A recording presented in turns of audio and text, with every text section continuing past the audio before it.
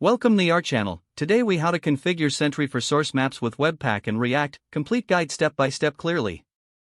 Start by ensuring you have your React application set up with Webpack.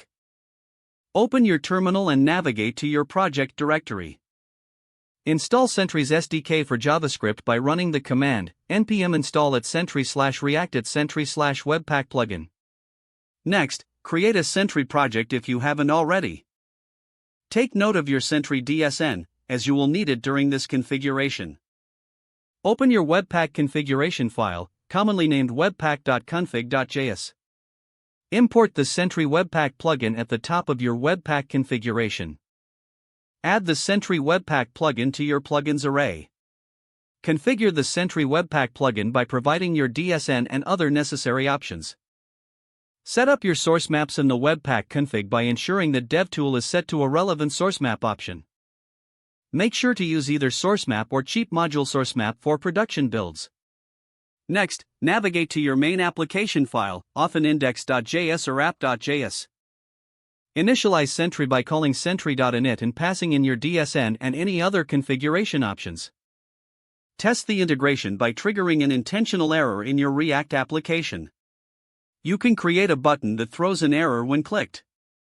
Once your application is running, access the Sentry dashboard. Verify that the error appears in your Sentry project along with the source maps. That's it. Your Sentry is now configured to work with source maps in your Webpack and React application. If the page does not load, refresh the browser or try again in a private or incognito window. Make sure you are using the correct email address, then retype it carefully to avoid small typos. If your password is not accepted, use the reset option and create a new strong password you can remember. Check your spam folder for verification or security emails, then complete any requested confirmation steps. Enable two-factor authentication if available to improve account security and reduce unauthorized access risk.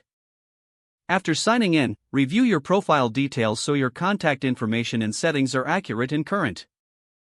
If you see an error message, note it down and try again after restarting your device and internet connection. Log out when you finish, especially on shared devices, to keep your account and payment information secure. If the page does not load, refresh the browser or try again in a private or incognito window. Don't forget to like this video and subscribe to our channel for more step-by-step tech guides.